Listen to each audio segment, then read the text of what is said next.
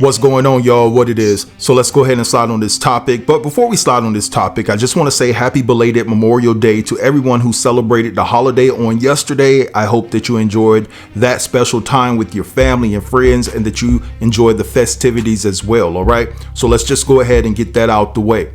Now, I wasn't even going to do a video today. I was going to take a couple of more days off for my own well-being, but I wanted to talk about this story or bring this story to you guys. Now, a plethora of you all may have already seen this story because it's going viral all over TikTok, where this woman came to TikTok talking about where she said it's about her friend, but a lot of people think that she's talking about herself in the video and she's trying to put it off on this imaginary friend. But she tells this crazy story about how she came across her man, or finding out that her baby daddy was basically dealing with dudes that he went to high school with for quite some time.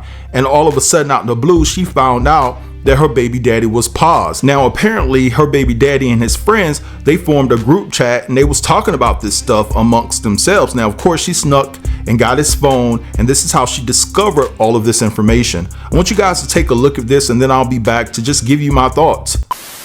All right, say you're 21 years old, you're 7 months pregnant by your high school sweetheart that you've been together with since you were in 10th grade. He's 2 years older than you. So you're 21 and 23 years old.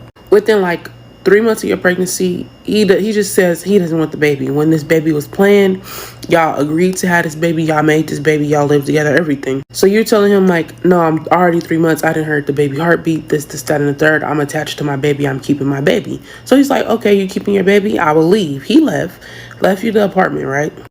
Fast forward 4 months, now you're 7 months pregnant. Your baby daddy randomly just shows up at the apartment. You get home from work one day and he in the kitchen making some food. You're not thinking nothing of it, but you ask him like, where you been, blah, blah, blah. You really don't even care where he been because it's just like you happy to finally see your baby father and your first love. So the day goes on, y'all all fine and dandy, everything's smooth. You cook dinner, y'all watch TV together, y'all end up falling asleep. You wake up in the middle of the night to go pee. You see his phone sitting on the nightstand next to you. So what do? You grab it. You grab his phone thinking like, okay, I'm gonna hurry up, go through it, put it back. So you change your case on you put your case on his phone and put his case on your phone and plug it back in so he would think that his phone is still right there if he was to wake up. You go into the bathroom and you pee and you lock the door, you turn on the water, and you start going through his phone. You put in the code to his birthday and you start going through the phone. So you're going through the phone, you see messages from girls, you're not really worried about it. Like you don't, like it's not really nothing too serious. Like they just talk and chat, and you get what I'm saying?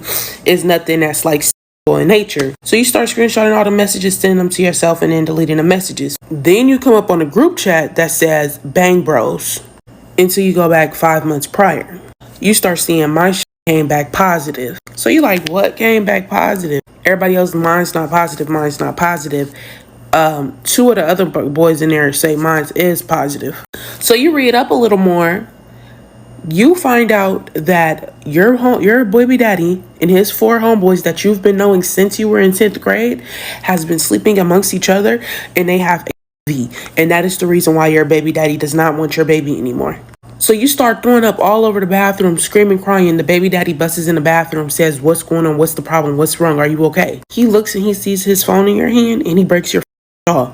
So you pass out and you wake up a few hours later or a little bit later. Your baby daddy is nowhere to be found and your house is completely trashed. All your baby stuff is cut up. Everything is trashed. It's bad. And now you're almost 8 months pregnant, worried about if you have HIV, worried about if your baby has HIV, and you really have nobody to go to because this man that moved you away from your family, messed up all the ties you have with your family.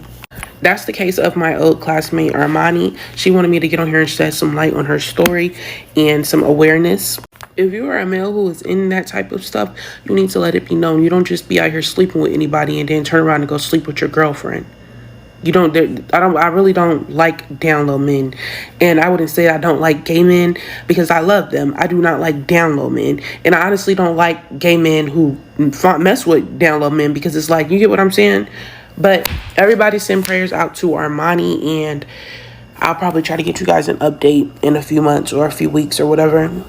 All right, so you guys just heard that. So first and foremost, let me just say the fact that this girl had the awareness to switch out the phone cases to make her baby father think that his phone was still on the charger was well thought out, well planned, top tier execution to the 10th power. Now, when this video was first sent to me, I checked the comments. The comments were on, they were flowing. People were just giving their 2 cents. But then the creator, which is this girl talking about the story, she basically turned the comments off because there were a lot of women questioning the validity of this story, because a lot of women were saying that when you get pregnant, you get tested for all of those things, and that the baby mother should have known upon testing that she was exposed to the virus. Now, the story is a little bit crazy for me because I have questions, because if the baby daddy all of a sudden said that he didn't want you to continue the pregnancy, and then the baby mama stood on business and said, no, I'm keeping it, which then prompted him to leave you while you were 3 months in, but then he shows up 4 months later and he's in your kitchen making food. I'm sorry, y'all. I don't know too many women that's going to tolerate that type of behavior. Maybe some, right?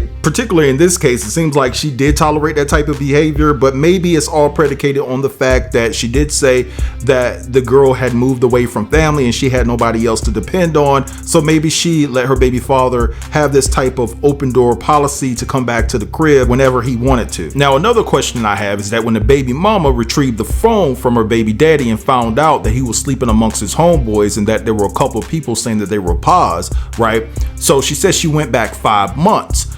That would have made her 2 months pregnant, right? At the time that this conversation between the baby daddy and his homeboys transpired. And so in my estimation, it's not above the realm of possibility that the baby father could have found out after she got pregnant, and that's why he came to her saying, hey, maybe we need to think about this whole pregnancy thing again, saying that he didn't want anything to do with it, right? Because he had found out that he was exposed to the virus. So in my estimation, it really doesn't matter if she was tested for all of this stuff once she found out she was pregnant, because if she was exposed to the virus after she got pregnant, now I don't know how regularly the doctor does tests and things of that nature. That's where I need my women to drop down in the comments and let me know if they would have caught this, if they do regular blood testing each and every time you visit the doctor. I don't know.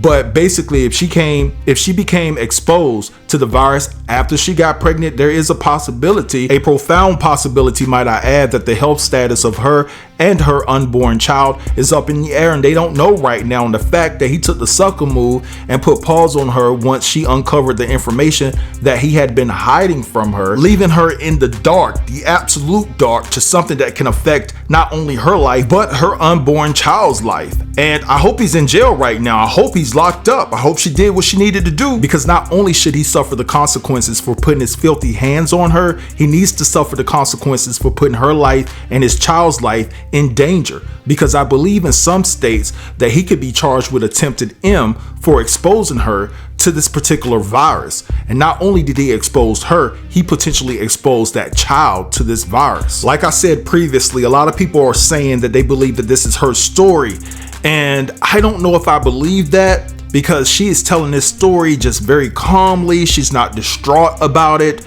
I don't know. Some people react differently to certain situations. Maybe she's just a strong woman. If this is about her, that she could come on camera and just tell her story with a straight face and doesn't have to show any type of emotion. But if she comes out later and says, hey, this story is about me, I would call her semi-strong, because if you're going to come on camera and tell the story, just keep it all the way real, right? Just say, hey, this story is about me, and don't blame it on this imaginary individual that you just made up, right? Because you're afraid of criticism, or you're afraid of judgment and things like that, because a lot of people were going hard in the comments. And like I said previously, when women started questioning her about the testing that the doctors do, and then a lot of women were saying that, hey, this story is not about this girl you made up, this story is about you, she ended up shutting down the comments. So no matter who this story involves, I'm just praying for the mother and the child that everything comes back negative, right? That's all I can hope for. But anyway, I'm gonna let this go right here. I want you all to drop down in the comments and let me know what you think about this particular story. Don't forget to like, comment, share, and subscribe. And until next time, peace.